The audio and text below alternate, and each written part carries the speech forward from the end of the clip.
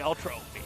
Oh boy, this is so far, you know, 2-1 RRQ, very, very close, and now the hype is coming in because this is Evos' last chance to stand a chance again to become the second champions. If not, they're gonna have to bow to the new kings. Yeah, of course. It might just actually be them. Well, can we really call them new kings? Because like they were kings before, so it might just be Return of the King. I mean, if you're gonna see their names in shining, bright shining lights, of course you're gonna have to say they're new kings, you know? True enough. Of course, now we're already seeing a lot of great responses coming in, coming from members of Evos, trying to actually push Lemon off. But, you know, it's interesting to see Terizla constantly being pulled off by Rrq Hoshi, and it Totally has agree. worked out. Yeah, and you know, Evos, instead of using, Rrq is now going into the side lane to actually deal with Terizla, and Terizla stands absolutely no chance at any point of time against Esmeralda. But can they take this away? LJ turning it around onto Bajan. Sin takes quite a bit of damage. The flame shot initially landing, it doesn't cancel the ability, but it's just enough time for Bajan to kind of juke to the left and survive that last hit. Sin now onto the top side, looking to try and punish Rrq here as Terizla rotates down to the bottom side because he knows he never wins this matchup. Yeah, and now we're looking at a possible collapse coming from the side of Evos Esports. But you know what's interesting in this matchup? There's 4 flickers on the side of Rrq Hoshi. Oh yeah, there is 4 flickers. I guess they're looking to really make the play here. Let's count the number: 3 purifies, 1 flame shot, and a retribution. I guess they never want to lose, you know, another big objective here. Oh, here we go.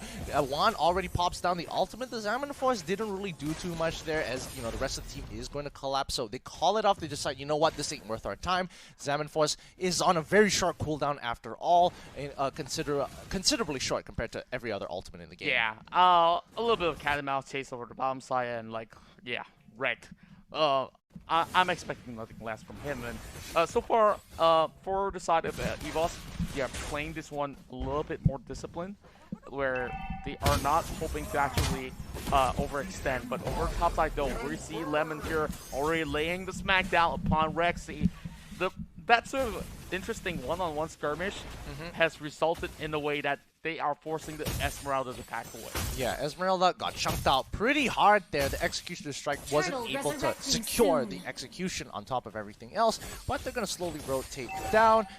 Let's see who's going to get this turtle here, as we can see that Uranus is positioned in a very awkward spot, but the R7 is doing the exact same thing. He's at the back line, he's looking for an option, but luckily Bajan as well as Luminaire, they're making sure they don't make the same mistake as they did the last time, as they look into the bush, face checking it, making sure that it's completely clear. Yeah, R7 is forcing the flicker away. I don't think he needed the flicker against Rrq, but he did it anyways, just to make sure that he's pretty much safe. But Evos now will be able to secure the very first objective here, as Zaman Force has already been popped.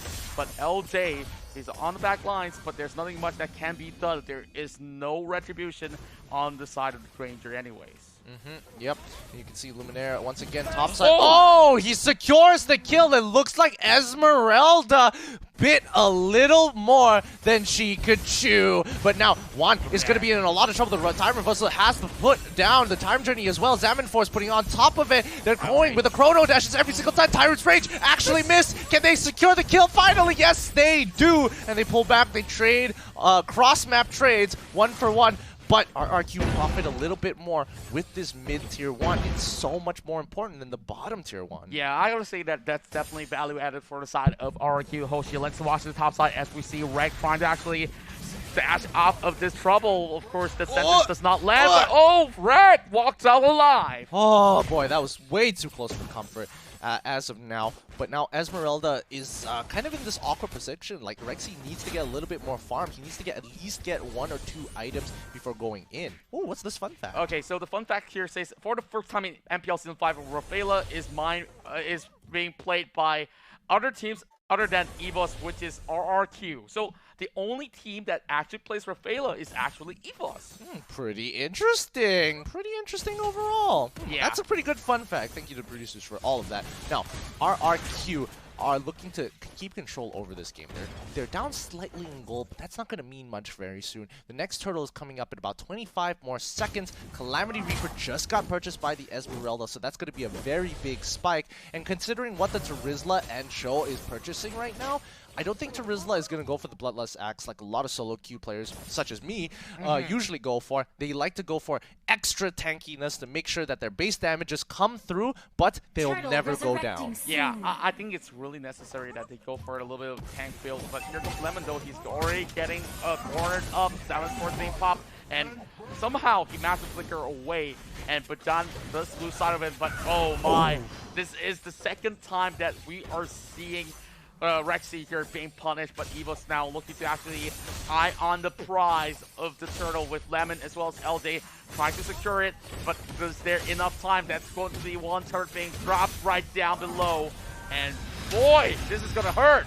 Yeah, it is. Ooh, Rrq gets hit. Well, Lemon finally goes down. They had to pop the Salmon Force at the very end here, but Lemon has pulled so much pressure to himself, and it's slowly helping Rrq climb back into this game. They've evened out on the structures. They even profited off the structures. However, Evos, on the other hand, will not let this stand. They're playing very aggressive. They want to steal away this red buff here, and now LJ might be in a little bit of trouble. The Salmon Force has been popped. LJ's going to be the first to go onto the chopping block, and they can't go any further than this because the Farsa creates an entire zone with a fair airstrike.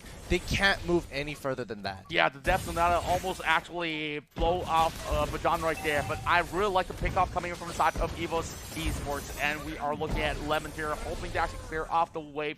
They will still have this structure to stand for now, but one is already scaling upwards, 11 levels up, and Lemon here is going to have a tough time to defend.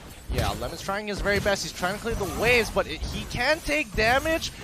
But this is going too far already. He sacrifices himself to ensure that that mid-tier 1 stands strong. And you can already see that Rrq are willing to die for this mid-tier 1. R7 getting a great wear of the Dragon onto Rrq. However, he's not kicking it back in the team. They need to bail on out of there. And Rrq, still at full life, is going to continue to put pressure on the top side of the map. However, Esmeralda, Rrq has been untouched for a very long time. Yeah, and I feel like Rrq is now taking over the form of Rrq in a different sort of manner. Like, they really want to drive the attention over onto the Esme.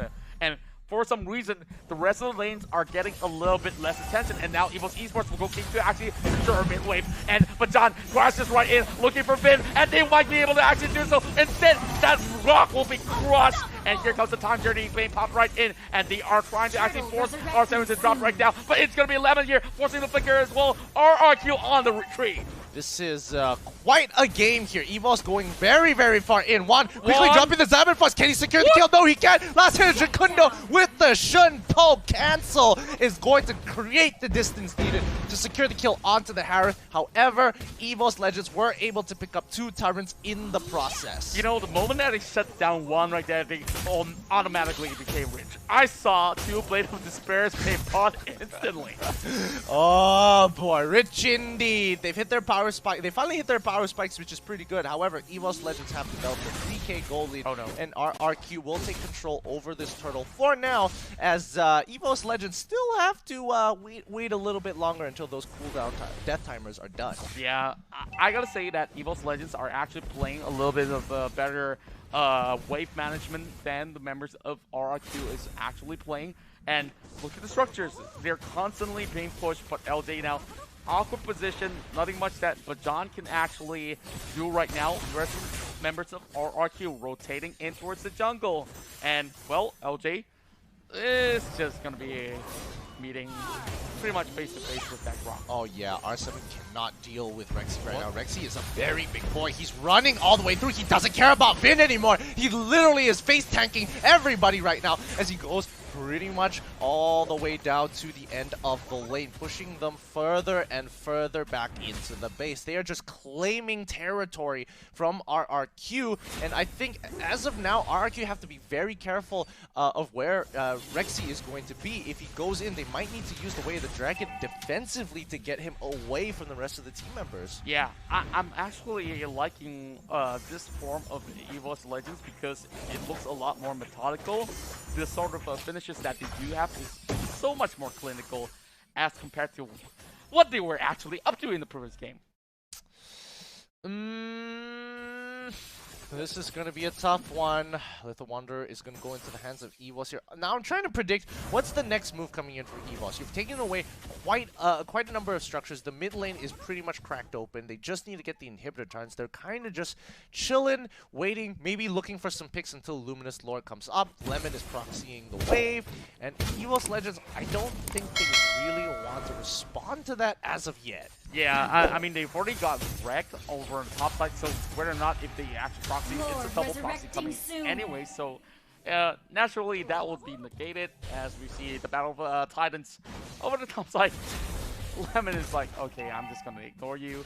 Thing goes to Sin, but it's going to be 1-3 tower up for grabs for Evos Legends. Yeah, Rrq actually got chunked out there because Xin was able to respond to that as he was nearby in the jungle. However, that means that information has been relayed to the rest of Evos. They're going to be able to secure a Lord with no issues whatsoever. And it's also 11 minutes, so this is a Luminous Lord. Oh yeah. Now, of course, this is going to be Rrq Hoshi needing to actually rub off all the sweat while Lemon, of course, claims some consolation prize.